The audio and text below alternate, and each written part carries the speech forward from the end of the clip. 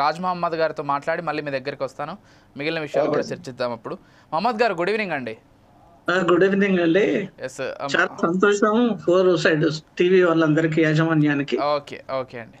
Yes, అంటే topic ఇది. అంటే నేను చెప్పదలుచుకుంది ఏంటంటే, ఇప్పుడు ప్రభుత్వం పథకాలకి డబ్బులు సమకూర్చొద్దనో లేకపోతే ఇతర ప్రాజెక్టులు కట్టవద్దనో అనేటువంటి విషయం నేను చెప్పను. అన్నీ చేయాలి, కానీ వాటన్నిటిని మించి విద్యకు సంబంధించి విద్య పైన కాన్సన్ట్రేట్ చేయాల్సినటువంటి అవసరం ఇంకా ఉంది. కానీ ఎక్కడో అది కొరబడుతుంది. గత ప్రభుత్వంలో కావచ్చు, ఈ ప్రభుత్వంలో కావచ్చు. ఇక్కడ పార్టీలను బ్లేమ్ చేయట్లేదు. కాకపోతే ప్రభుత్వాలు విద్యకు సంబంధించి ఎక్కడో కొంత వెనుకడుగేస్తున్నాయి కాబట్టి ఈరోజు ఇటువంటి పరిస్థితులు. గురుకులాలకి కనీసం అద్దె కూడా కట్టట్లేదంటే ఎంత దారుణంగా ఉందో పరిస్థితి అర్థం చేసుకోవచ్చు. ఇక వస్తువుల సంగతి అంటారా, సరాసరి ఏం చెప్తారు? సార్ నమస్కారం. చాలా మంచి టాపిక్ ఇది. 2016లో అంతకంటే ముందు కూడా నేను అన్ని రెసిడెన్షియల్ స్కూల్ తిరగడం జరిగింది. సోషల్ వెల్ఫేర్ ఉంది, ట్రైబల్ వెల్ఫేర్ ఉంది, ఫిజికల్ వెల్ఫేర్ ఉన్నది. దాంతోపాటు మోడల్ స్కూల్స్ వచ్చినాయి, కస్తూర్బా స్కూల్స్ వచ్చినాయి. చాలా ఇవన్నీ రెసిడెన్షియల్ స్కూల్సే, వాటికి ప్రత్యేకమైన బిల్డింగ్లు ఉన్నాయి. కానీ 2016లో ప్రత్యేకంగా మైనార్టీ గురుకులం అని కొన్ని మొదలు పెట్టిండు. అది అప్పుడు ఆ బిల్డింగ్లు అన్ని కూడా ఇంజనీరింగ్ కాలేజీ, ఫార్మసీ బిల్డింగ్లు అన్ని కూడా ఖాళీగా ఉన్నది. అన్ని ఖాళీ అయిపోయినాయి జిల్లా హెడ్ క్వార్టర్లలో. అప్పుడు ఖాళీ ఉన్నాయి కాబట్టి యాజమాన్యం కూడా తొందరగా వచ్చింది. వాళ్ళకు మైనార్టీ స్కూళ్ళకు ఇవ్వడం జరిగింది. తర్వాత 15లో ఇంకా ఎక్కువ చేసిండు మైనార్టీ స్కూళ్ళు. 204 స్కూల్ దానికి వచ్చినాయి. వచ్చిన తర్వాత 2018లో బీసీ వెల్ఫేర్ జ్యోతిబాబు స్కూళ్ళు చాలా రావడం జరిగింది. దీనివల్ల స్కూళ్ళ బిల్డింగ్లకు చాలా ప్రమాదం ఏర్పడ్డది. ఎక్కడెక్కడ ఉన్నాయి, ఏది ఉన్నా కూడా బిల్డింగ్ తీసుకోవాల్సిన అవసరం ఏర్పడ్డాయి. అది శాంక్షన్ వదిలేసిన తర్వాత ఎక్కడ ఏ చిన్న బిల్డింగ్ చూసినా కూడా తప్పనిసరిగా పిల్లలందరికీ అడ్జస్ట్ చేయడం ఇవన్నీ జరిగినాయి. మేడం కూడా చెప్పినట్టు డిగ్రీ కాలేజీలు మూతబడ్డ, డిగ్రీ కాలేజీలు మూతబడ్డ, బీఈడి కాలేజీలు మూతబడ్డ, ఇంజనీరింగ్ కాలేజీలు మూతబడ్డ, ఫార్మసీ కాలేజీలు ఇవన్నిటి కూడా గిరాకీ పెరిగింది రెసిడెన్షియల్ స్కూల్ వచ్చిన తర్వాత. కాబట్టి ఆ విధంగా వాళ్ళిద్దరికి అప్పుడు దాంట్లో 2-3 అంశాలు ఉన్నాయి సార్. అయితే చేసేది ఏంటి అంటే, స్కూల్ వేరు, ఇంజనీరింగ్ కాలేజ్ వేరు. డిపార్ట్మెంట్ వాళ్ళు ఏం చేసిండ్రంటే ఇంజనీర్లను పంపించిండ్రు. వీళ్ళు ఏం చేసిండ్రంటే ప్లింత్ ఏరియా కొని ఇంతమంది పిల్లలకు ఇంత ప్లింత్ ఏరియా సరిపోతుందని వాళ్ళు రిపోర్ట్ ఇచ్చిండ్రు. ఆ ప్లింత్ ఏరియా ప్రకారం సరిపోదు. ఒక ఇంజనీరింగ్ కాలేజీ క్లాస్ రూమ్ ఎంత అంటే 100 మందికి ఉంటుంది. మనకు కావాల్సింది ఎంత? 35 మందికి, ఒక 35-36 మందికి, 40 మందికి ఒక క్లాస్ కావాలి. అట్లా అకామిడేషన్ సరిపోవట్లేదు బిల్డింగ్లలో. కాకపోతే మొట్టమొదట వాళ్ళ ఎంఓయూ చేసినప్పుడు ఏమైంది అంటే, అందరు కాలేజీ వాళ్ళు ఫ్రీగా ఉంటాయి కాబట్టి ఏదో రెంట్ వస్తుందని అందరూ ఇచ్చేసిండ్రు. ఇచ్చేసినప్పుడు అది ఎప్పటి వరకు వచ్చిందంటే 2018-19 పర్వాలేదు, 20 పర్వాలేదు, 21 పర్వాలేదు. ఎప్పుడైతే ఈ 1 ఇయర్ నుంచి మొత్తం పెండింగ్లో పడ్డాయి. అప్పటి వరకు మన ప్రవీణ్ కుమార్ గారు, షఫీయుల్లా గారు, మల్లయ్య భట్ గారు వీళ్ళంతా ఎడ్యుకేషన్ మీద బాగా వర్క్ చేసి ఫండింగ్ ఎక్కడ రావాలి, బిల్డింగ్ ఎక్కడ ఆగిపోయినాయి, మరి ఎంత బడ్జెట్ కావాలని ఒక ప్రణాళికబద్ధంగా బాగా వర్కౌట్ చేసిండ్రు. ఎప్పుడైతే ఈ 1 ఇయర్ నుంచే, ఒక సంవత్సర కాలం నుంచి బిల్డింగులు యాజమాన్యం అంతా కూడా మరి ఆ బిల్డింగ్ డబ్బులు చెల్లించడం లేదని వాళ్ళు వాదన.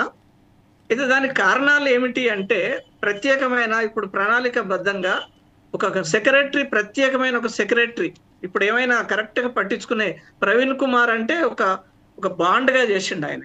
పిల్లలకి ఏం కావాలి, ఎట్లా చదువుతున్నారు, ఐఐటి ఎట్లా రావాలి, మరి పిల్లలకు ఐఏఎస్ ఐపీఎస్ ఎట్లా, ఇదంతా ఒక ప్లాన్ ప్రకారం చేసేది. షఫీవుల్లా గారు కూడా అదే విధంగా చేసిండు. అదే మల్లయ్య భట్ కూడా బీసీకి ఏమేం కావాలని చేసిండు. నాకెందుకో ఈ సెక్రటరీల యొక్క ప్రమేయం వాళ్ళు ఒక కమిటెడ్ గా చేసినట్టుగా సెక్రటరీలు ఉన్నట్టుగా కనిపించట్లేదు.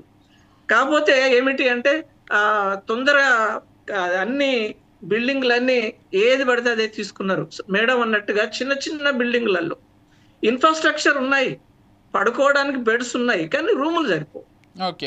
అది వాళ్ళు ఇప్పుడు కావాల్సిన డైనింగ్ హాల్ కావాలి. మరి బీఈడి కాలేజ్ వాళ్ళు కానీ, మరి ఇంజనీరింగ్ కాలేజ్ వాళ్ళు కానీ వాళ్ళ కాలేజీకి అనుకూలంగా పెట్టుకున్నారు. ల్యాబ్స్ ఉన్నాయి, ల్యాబ్స్లలో ఏం సరిపోతుంది? ఈ ప్రభుత్వం కేవలం బిల్డింగ్లు శాంక్షన్ చేసింది, అదే స్కూల్ శాంక్షన్ చేసింది కాబట్టి వీళ్ళకి ఏం కావాలి, ఎట్లా తీసుకురావాలి, ఏ విధంగా ఉంటే ఇన్ఫ్రాస్ట్రక్చర్ ఎట్లా డెవలప్ కావాలి, బిల్డింగ్లు ఎట్లా కావాలి అనుకుంటే బాగుండు. అదే ఎస్సీ వెల్ఫేర్లలో చాలా బిల్డింగ్లు వచ్చినాయి. వాళ్ళు బిల్డింగ్ శాంక్షన్ చేసుకుంటూ క్లాసులు శాంక్షన్ చేసిండ్రు. ఎస్టీలు చూడండి, ఎస్టీ వెల్ఫేర్ దాంట్లో కూడా చాలా బిల్డింగ్లు ఉన్నాయి వాళ్ళ. ఎస్సీలలో ఉన్న బీసీలు కూడా పాత బిల్డింగ్లు అన్ని ఉన్నాయి వాళ్ళకు. ఎప్పుడైతే కొత్తదనం బీఆర్ఎస్ వచ్చిందో స్ట్రెంత్ పెరిగింది. స్ట్రెంత్ పెరిగినాక కాలేజీలు పెరిగినాయి. కాలేజీలు పెరిగిన తర్వాత ఆటోమేటిక్గా ఏం చేయాలి, ఎక్కడ పడితే అక్కడే బిల్డింగ్ తీసుకున్నారు. ఇప్పుడు మహబాద్ ఉన్నది, దూర ప్రదేశాలలో పరకాలు ఉన్నది, అట్లా ములుగు ఉన్నది, జనగాం ఉన్నది. ఇలాంటి ప్రాంతాలలో బిల్డింగ్ దొరికినప్పుడు అందరు సిటీకి వచ్చేసింది. చాలా చూడండి, సిటీలోనే బిల్డింగ్లు అన్ని ఉన్నాయి. కాలేజీలు అయితే ఎక్కడెక్కడో పడ్డాయి, అన్ని కూడా అక్కడ బిల్డింగ్. ఈ యాజమాన్యము అప్పుడు ఇచ్చారు, అప్పుడు వాళ్ళంతా కమిట్ అయ్యి మరి వాళ్ళకు కూడా అవసరం కాబట్టి వట్టికనే బిల్డింగ్ ఉన్నదని వాళ్ళకి సంబంధం జరిగింది. ఎప్పుడు స్టార్ట్ అయింది అంటే ఒక 1 year నుంచి, అంతకంటే ముందు 6 నెలలకు ఒకసారి శాంక్షన్ అయ్యేది. నేను ప్రిన్సిపాల్ గా తెలుసు, వాటి మీద ఐడియా ఉంది. కాబట్టి దీంట్లో ఏం జరిగింది అంటే 2 మార్గాలు ఉన్నాయి. బిల్డింగ్ కన్స్ట్రక్షన్ ఇంజనీర్లు చేసిన ప్రకారం పిల్లలకు సరిపోవట్లేదు. 150 ప్లెంత్ ఏరియా కొలిసిన్లు, మొత్తం కొలిసిన్లు ప్లెంత్ ఏరియా ప్రకారం రూములు ఉంటాయి కదా. స్కూల్కి ఏం కావాలి, స్కూల్ స్ట్రెంత్ ప్రకారం బిల్డింగ్ ఉండాలి, క్లాసులు ఉండాలి. అట్లా లేదు, ఓపెన్గా ఉన్నాయి. ఇట్లాంటి వల్ల క్లాస్ రూములు సరిపోవట్లేదు, వాళ్ళు ఉండడానికి డైనింగ్ హాల్ సరిపోవట్లేదు, వాళ్ళ వాళ్ళ బెడ్స్ ఉండడానికి ఆ బిల్డింగ్ సరిపోవట్లేదు. ఇట్లా లేకున్నా కూడా ఏదో ఎల్లదీస్తున్నారు, అందరిని తీసుకొచ్చి అందులో ఆ ప్రిన్సిపాల్ తప్పనిసరిగా వాళ్ళకి వచ్చే స్ట్రెంగ్త్ను పెట్టాలి కాబట్టి, ప్రమోషన్ ఇవ్వాలి కాబట్టి తప్పనిసరిగా అట్లే చేసుకుంటూ పోతున్నారు. ఇది ఆర్థిక పరమైన అంశం సార్. ఇది ఈ ఆర్థిక పరమైన అంశాలలో స్కూల్లో ఎక్కువ శాంక్షన్ అయింది. ఆ ఎక్కువ అయిన తర్వాత దానికి సంబంధించిన బడ్జెట్ అలొకేషన్ జరగలేదు. ఈ అలొకేషన్ జరగనప్పుడు ఏం చేస్తారు, మరి ఆ సెక్రటరీలు కూడా మరి బిల్డింగ్లకి ఇంత కావాలి, డైట్కి ఇంత కావాలి, మేనేజ్మెంట్కి ఇంత కావాలి, ఎలక్ట్రిసిటీకి ఇంత కావాలి అనేది ఒక ప్లాన్ ప్రకారంగా ఇంతకు ముందు ఉండేది. నాకు తెలిసినంత వరకు నేను 20 వరకు పనిచేసిన, రెసిడెన్షియల్ స్కూల్లో ప్రిన్సిపాల్ గా పనిచేసిన. అప్పుడు మేము డైరెక్ట్ గా లైవ్ ఉండే, అంటే ఓపెన్ గా ఆన్లైన్ కాకుండా ఆఫ్లైన్ లో పోయి సెక్రటరీ గారితో అందరం, ప్రిన్సిపాల్ అందరం కలిసి సమస్యలు చెప్పుకునే అవకాశాలు ఉండే.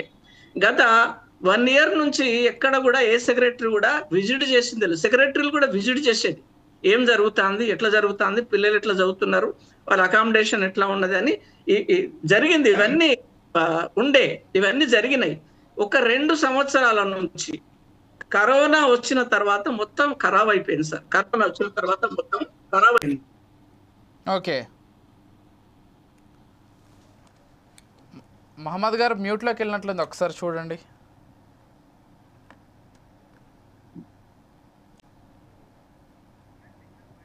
రైట్, ఎస్, శ్రీదేవి గారితో ఒకసారి మాట్లాడదాం. శ్రీదేవి గారు సార్,